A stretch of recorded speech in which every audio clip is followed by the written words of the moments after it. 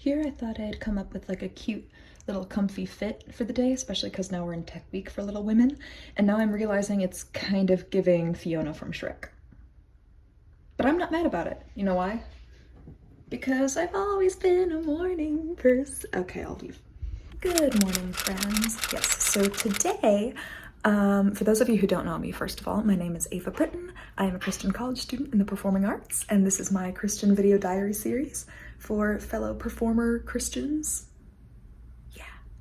And figuring out life together. Woohoo! So currently I am a lighting electrician slash technician slash spot op for my college's production of Little Women, and I am so pumped.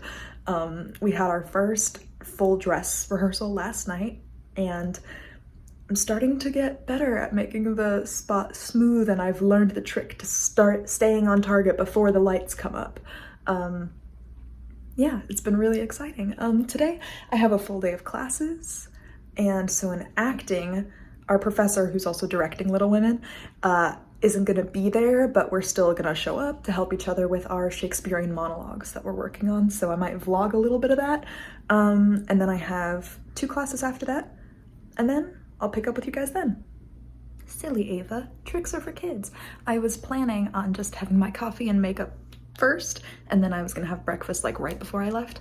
I almost forgot to have breakfast. So I'm gonna bring a muffin to go to my acting 2 class, and I'm gonna look like a weirdo just walking around because I don't have anything to hold it in like a lunchbox or anything, so I'm just gonna like, yeah, earbuds in, backpack over one shoulder, and then a bare muffin in my hand walking down the street to acting.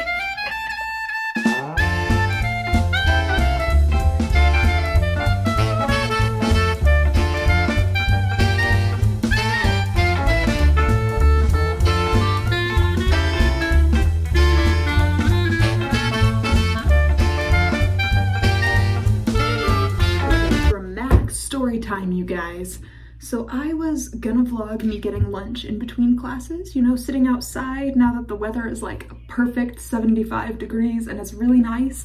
And that's what I've been doing lately. It's been really cozy, and I wanted to show you guys that part of my day. And I had like my Subway sandwich and some salt and vinegar chips and my soda, my Sprite. And I'm just sitting there, right? Just chilling. And let me show you so that you can get the dramatic reenactment.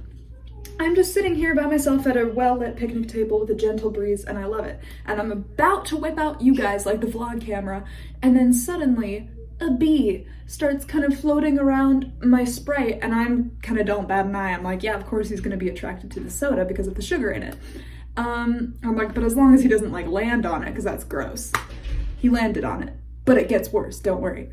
He's like sipping the remains of my soda around here after I took my first sip, and I'm like, okay, I guess you can do that. He couldn't fit down here, thank the good Lord, but he was trying to, and I'm like, okay. And so then I reach for the soda, and I'm like, maybe if I pick it up, it'll freak him out and he'll fly away.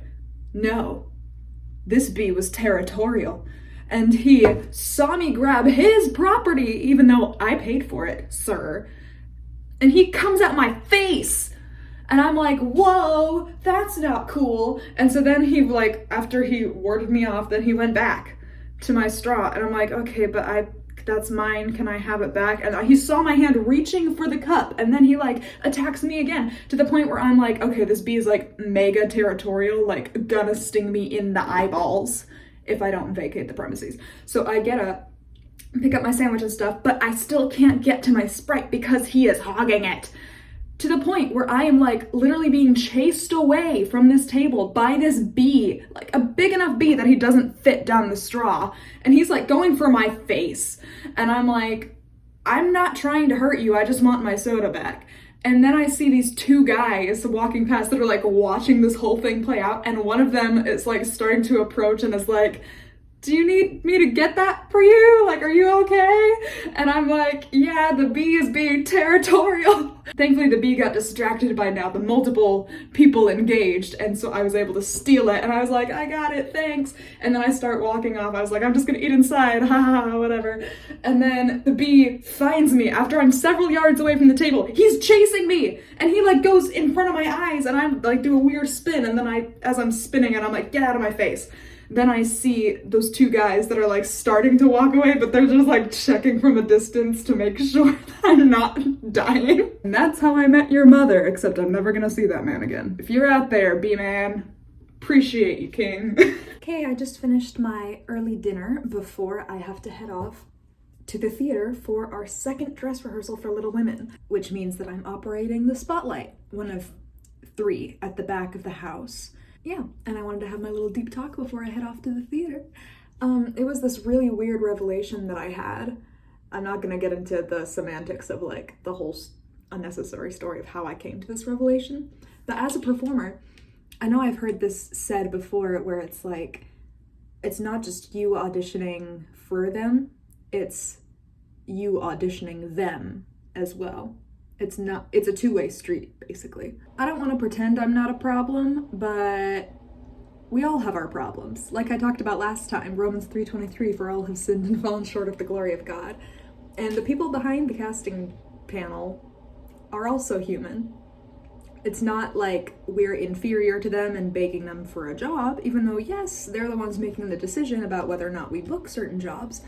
But if a certain casting director often tears you down a lot and is just kind of generally not nice to you in the audition room, do you really want to be working with that person? Like, yeah.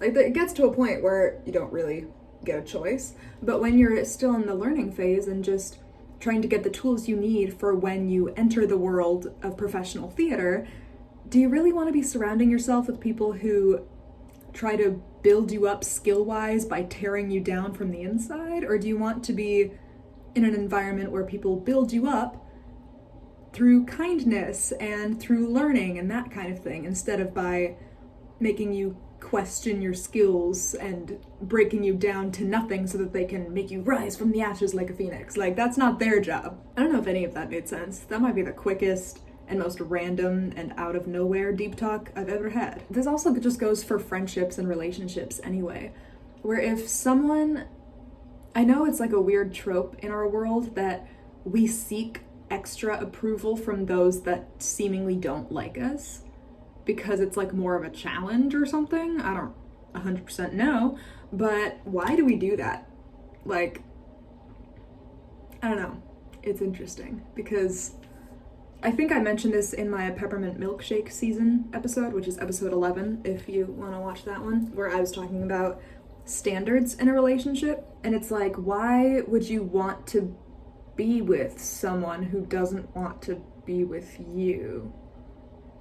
You know what I'm saying? And like that goes for any kind of relationship, whether it's a job or a friendship and that kind of thing. And yes, jobs, it gets a little bit more sticky because it is business and because there is money involved and you want to have a stable career.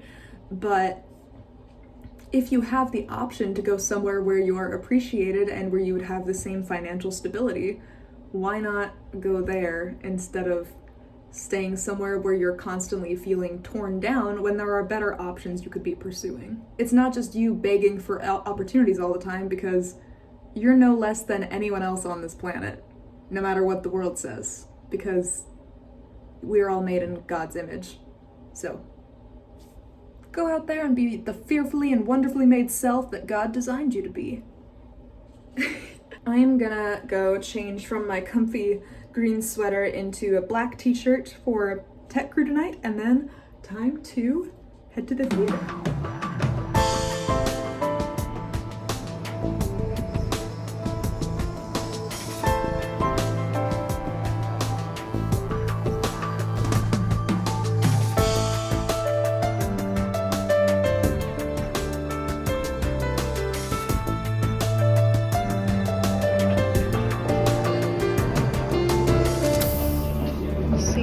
Headset, so they can tell me like, Mary, go downstage more, or that kind of thing.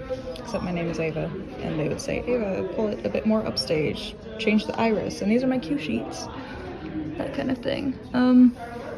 Yeah, very organized, and I have more on my phone that I use during the show.